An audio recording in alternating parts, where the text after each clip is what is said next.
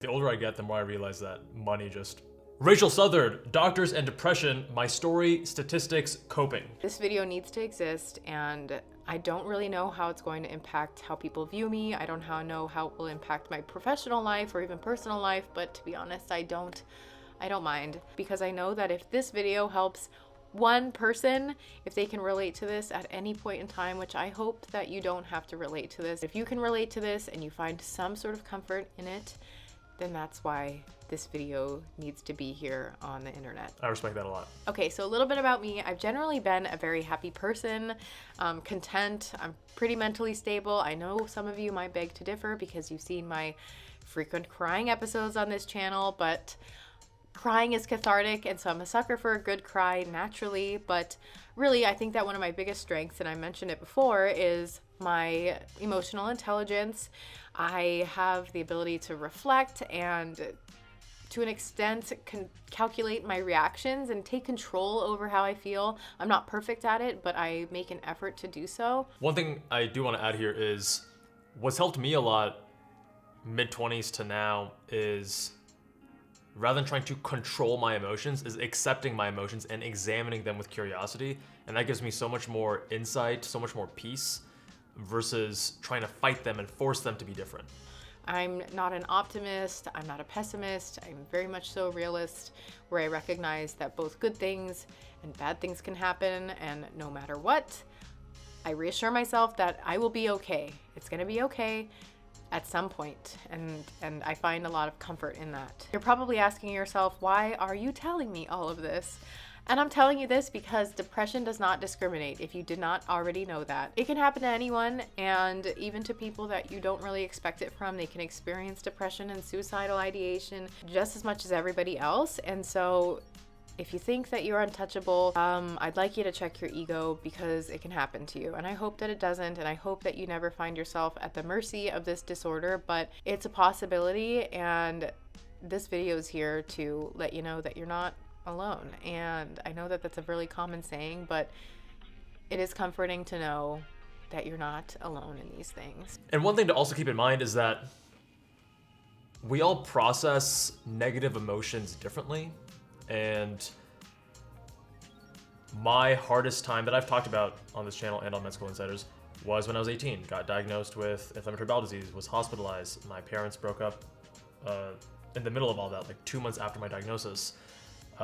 Me, my mom and brother lived in a one-bedroom apartment. I slept in the same bed as my mom for multiple years. It was very challenging, and people react to that differently. I was just f***ing pissed. Like, just so upset with certain people, so upset with the circumstances, so upset with the timing, so upset with a lot of things. And sublimation can be good, where you take that anger and you transform it and put it into something productive, which is why I was so hardcore in college, and that served me well. But even strategies like that, which can seem beneficial, and there's another YouTuber who I've spoken with a few times, and I still see that energy in him now, and he's like, I think he's around 30 or approaching 30. What I found is that while it can help you in the short term, long term, that isn't beneficial. So let's jump into some statistics. I read a few articles in preparation for this video, and I have some pretty jarring stats here. And to be honest, I don't think that these are completely accurate. I think there's a huge underreporting of stuff on this topic. In the general population for ages 24 to 34, suicide is the second most common cause of death in this age group, okay? 20% of medical residents met criteria for depression. Residents who are depressed are over 6 times more likely to make a medication error compared to residents who are not depressed. I've said this before, you need your doctors, the people who are taking care of you and your loved ones, to be in a mentally okay place. Otherwise, yes, patient care suffers. It's so obvious. And a lot of people just don't acknowledge that. Thank you, Rachel, for highlighting that. 2015 found that there was over 15% increase in depressive symptoms during the first year of residency across all specialties in all countries. Another study found that over the course of residency, 20 to over 40% of residents note depressive symptoms, and that as residency continues, the symptoms increase. These next two stats are really disturbing, to say the least. Male physician suicide rates are 40% higher than the general population. Female physician suicide rate is up to 130% higher than the general population. Physicians who died by suicide were less likely to be receiving mental health treatments in comparison to non-physicians who died by suicide. This is really just an oxymoron, because how is it that the individual who went into a profession to save others' lives takes their own life? Very ironic.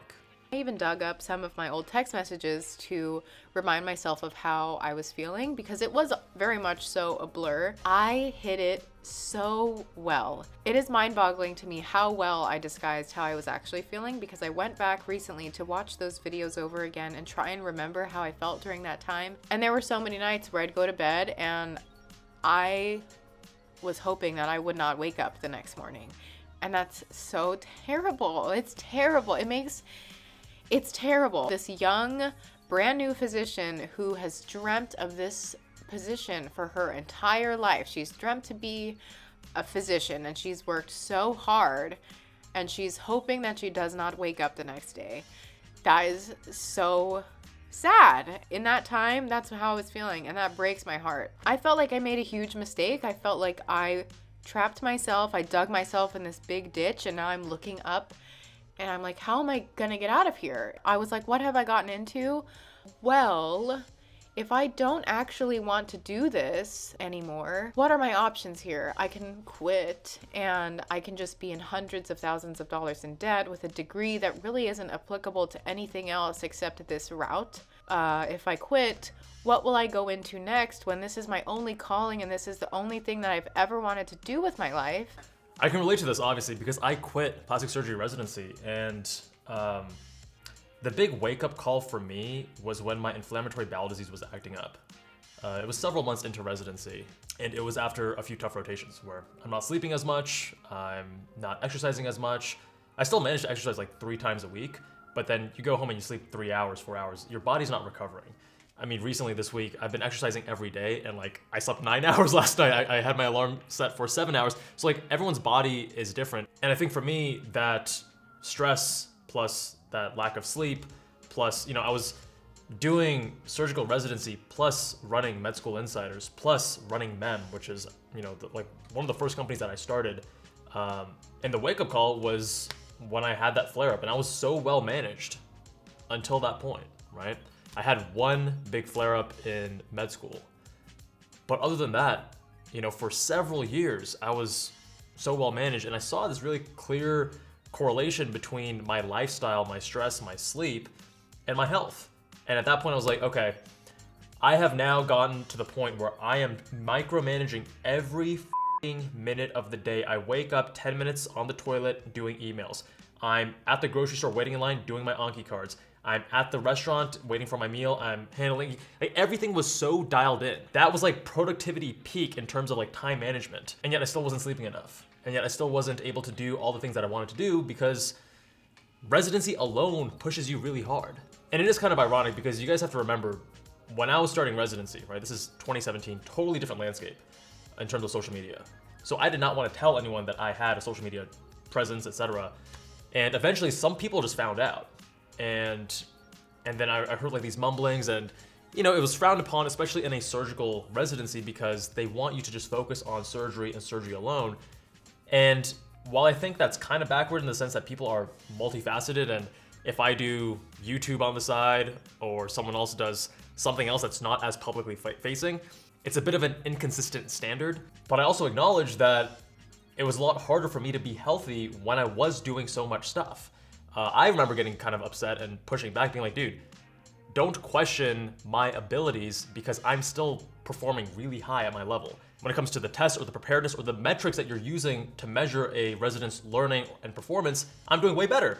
But obviously for me, blessing and a curse is that when I had that flare-up, I was like, okay, this is probably not sustainable for 6 years, which is how long plastic surgery residency is. And for Rachel, I don't know the level of her side hustle involvement, etc. Like just a thought that I'm having right now, which is YouTube probably helps her connect with her community and it's cathartic in a certain way, but then also it probably takes time to film and edit and all those things. I don't know if she has a team or not.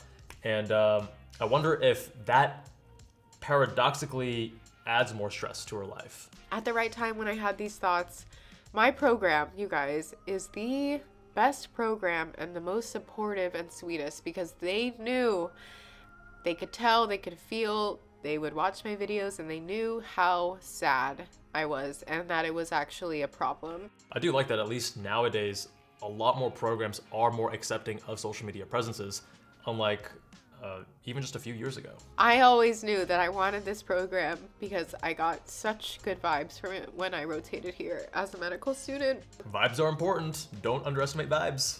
This is why I chose this program, because they care about me and they love me and they want me to be happy. And if that's with them, great. If it's not with them, they're also fine with that, and they just want to make sure that I'm okay. They care about their residents. It was so obvious to me, and that is one of the huge reasons I think why that we fail our resident physicians, because I think that there are a lot of programs that would not do this for their resident, and that needs to change. Cheap labor, baby. Let's just work those residents harder and harder and harder and use the justification that, hey, you're gonna make a lot of money in the future, so suck it up. And hey, medicine is not a job, it's a calling, so who cares that you wanna sleep 8 hours a night? F that noise. You gotta work in the hospital for 100 hours a week. Oh, and that scut work? No, that's still useful for your education, even though you're never gonna do that in the future when you're actually in attending, but it's still, it's part of your job. You gotta do it anyways. It's a f***ing joke what's happened with medical education in the United States and in some other countries too. I feel like this is what I'm supposed to be doing. This is my calling. How could I ever have thought anything other than that? I am supposed to be an OBGYN. I'm supposed to be a physician. I'm supposed to do this thing. And I'm so glad that I am still here to do that and to finish what I have started, because that's what I'm supposed to do. I am a little bit skeptical because I'm like, has anything really changed? It still feels the same, but internally I feel really good. And I know that residency is this hamster wheel. You get up, you go to work, you're tired, you come home, you cry, you go to sleep, and you do it all again the next day. I think a big part of it is just adjusting.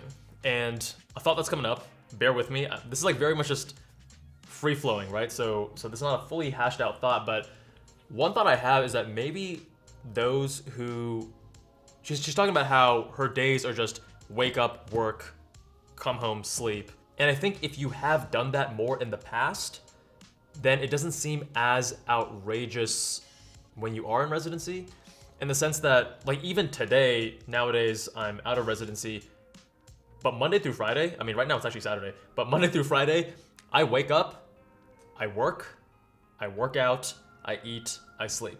My weekdays are very boring, but they're very productive. And some of my other friends are like, wow, how do you do that? Like, do you enjoy that? I'm like, well, yeah, actually, I don't really mind it. Normally on the weekends, I get to have a little bit more fun and do some other stuff too. But if you spend a lot of your 20s building up that work ethic and that grind, and I don't know whether or not Rachel did, so, don't think that I'm implying that she didn't.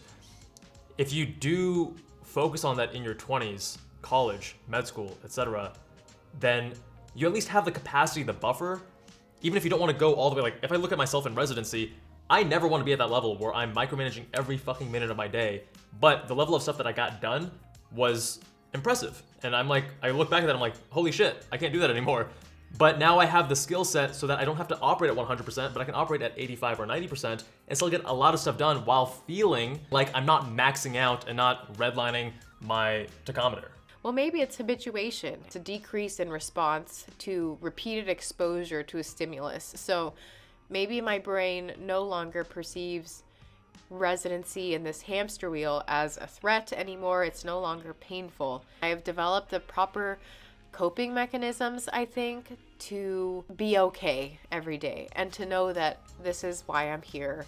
Maybe habituation, but I think also a big part of it is just developing that skill set and managing time better and dealing with the stress better, because patient care, especially when you're an intern, can be really stressful at times, especially when you're on call at 2 a.m. and you're in the ED alone and you got to do some stuff that you're like, damn, I wish I could call my senior, but then there's like this game you have to play about whether or not you should. And we are making change, right? Residency and the way we're trained, it is getting better. Very, very slow. I think that it could have made a lot more change sooner had we been more vocal about it, but people just aren't. And I'm hoping that it changes. And that's why I'm such a loudmouth about things like this, because I really would like it to change so people don't feel the way that I felt. But I think that a lot of residents go through something called learned helplessness. And I think that this is just an emotional adaptation to residency and what it kind of does to you. And you see a lot of cynicism and a lot of negativity amongst residents because they're treated really poorly.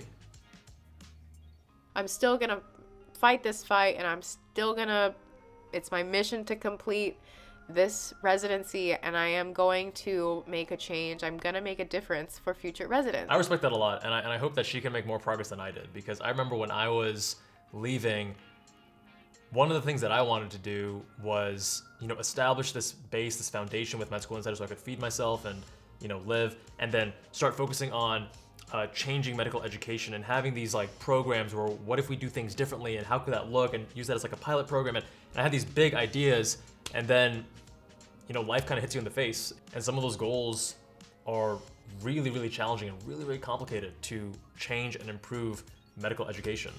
So I am proud to say that we started the Save Our Doctors initiative to raise awareness for the mental health struggles of medical trainees, med students, and residents, and the alarming rates of burnout, depression, and suicide. But yeah, in the future, I do want to help change medical education in the US. I mean, I've seen a lot of my colleagues, co-residents, many have taken their own lives. And the fact that so little is being done is very frustrating. So Rachel, if you do have some ideas for how to change things and you need some support, then, let's talk. My number one thing that I've done from the beginning, but having a good support system. I call my parents every single day and I tell them whether I've had a good day or I've had a bad day. Have your support people that understand and can just listen. Support system really important, talking to people. Keep in mind, you're gonna feel really busy and you feel like you may not have time. Do it when you're commuting. Do it when you're riding your bike back home. Put in some AirPods, or when you're driving, or when you're doing laundry. Do things so that you can reach out to people and talk to them even when you feel busy. Another thing, traveling. I would travel away from the area that I work on days that I had off. I wanted to go to the Bay Area and be with my siblings and be around people who take me out of the world that I live in and just help me forget for a second and bring more purpose to my life other than medicine. Having a good disciplined routine, getting up at a certain time, going to bed at a reasonable hour so you can get enough sleep per night. Don't drink alcohol and stuff before bed. Don't do things that are going to ruin your sleep, because sleep is so important for so many things, your body, your brain, physically, but also mentally. I got really obsessed with sleep. Some of our earliest videos on Med School Insiders and on this channel are about sleep, because in residency, you're probably not gonna get 8 hours every night. That's just the reality of it, no matter how good you are with your time management. So then the question becomes, how do you maximize your sleep quality to make those 5, 4, 3, 6 hours, whatever it is, night to night, count the most? And watch those videos if you want all the tactical tips on how to do so. But one of the most overlooked things is consistent sleep and wake times. Because if your body gets into the habit of consistent sleep and wake times, your sleep quality improves. A lot easier said than done, I get it, especially when you're on certain rotations, when you're on call, etc. But the reason I bring this up is that on those days off, I'm not working tomorrow, let me stay up extra late, watch some TV, some movies, and then I'm gonna sleep in, and now your sleep quality is complete garbage. And the following night, when you need to sleep early to wake up early because you have work, your sleep is shit again. You need to exercise every single day. And I'm not talking about going and lifting 200 pounds at the gym. Go on a walk, do some yoga, whether that's 10 minutes, 15, an hour, do something. You need to honor your body. Yeah, and what I would say with exercise is you have very limited time, so make it count. If you're young and healthy and active, a walk from the actual physical part is probably not gonna be as beneficial, but from the mental part, going outside on this walk, not on a treadmill, right? You're outside in nature, etc. That's gonna be very beneficial. But for most of us, that's not gonna be at sufficient intensity for a lot of the physical benefits we want from higher level intensity exercise. So things that I did, cycling to and from work, and then on the way back from work, or in the morning on the way to work, depending on what the timing was for my rotations, hit the gym and bring a change of clothes, or if you forget, wear your scrubs. I've done it from time to time, not a huge deal. And get that strength training or that higher intensity interval training, sprints on a bike, or whatever you wanna do. Exercise is super key. Eat well. Don't eat trash, because you're going to feel like trash. You are what you eat. And if you're eating trash, you're not going to feel that great. I can attest to that. If you have a very simple and rudimentary understanding of nutrition, please, there's so many good resources online I had some friends earlier on who would say that vegetarianism is just healthier than anything else, and they would have like chips. And I think there's a lot of people that feel so confident. It's Dunning-Kruger, really. They're like, oh, veganism or vegetarianism or keto or whatever is the only way. And it's like, practice some humility, learn from others, especially those who disagree with you, and try to find the common basic principles that are underlying them. And that's going to take you a lot further than just mindlessly following this in-group, out-group tribalism of, oh, I am a keto person and these people are idiots, or, you know, this shit is happening all the time in current day, sadly. They don't have the money if their residency program doesn't offer, you know, mental health support or adequate mental health support. Maybe it's like very minor and it's not effective enough. But residents often don't have the salary to be able to get a therapist, and that's also not okay. Yeah, you are going to generally get health insurance coverage through your employer, through your residency program, and hopefully that covers a good amount of mental health support. And for those who are saying like, oh, like 60K is plenty of money to, it's a okay salary to live your life, but not if you have really high monthly payments for your loans, right? Not if some of the mental health services you need aren't covered by your insurance and you're paying out of pocket $300 per session. Residents fear that there won't be complete confidentiality and how that will impact their future positions or jobs, and maybe fear that they say something to a therapist and they disclose that to their program and they get in trouble and there's some sort of repercussion. Big issue for medical trainees and even attending physicians, actually. Another thing is that the mental health stigma is very pervasive through the medical community, and so I hope that, you know, even with making a video like this, there is, you know, effort for changing that stigma and combating it. But I guess the $1 million question is, why is it still like this? That's why I would like to change how this whole system is designed so we can do better for our resident physicians. Really, we need to do better for them, because then ultimately we will be doing better for everyone. Yeah, the older I get, the more I realize that money just runs the world, and a lot of the issues we have are oftentimes rooted in some form back to money, using residents as cheap labor. Bottom line, I love doing what I do. I love being an OBGYN. I think it's the best thing ever. I am so glad that I have returned to this feeling of, yes, this is where I'm supposed to be. And I am so glad that I have pushed through that really dark and hard time to get to this point. And I know that I'm still in my first year and things can change so rapidly, minute to minute and year to year. But as of right now, I'm okay, and I want to know that you will also be okay, and I'm here for you. I love you so very much, and know that you and your existence is so important to this world, and you have so many great things that you're gonna do in your lifetime, and so I don't want you to miss out on any of it. Rachel, love what you're doing. Thanks for your vulnerability and honesty. My friends, comment below. What do you agree or disagree with? Much love. See you in the next one.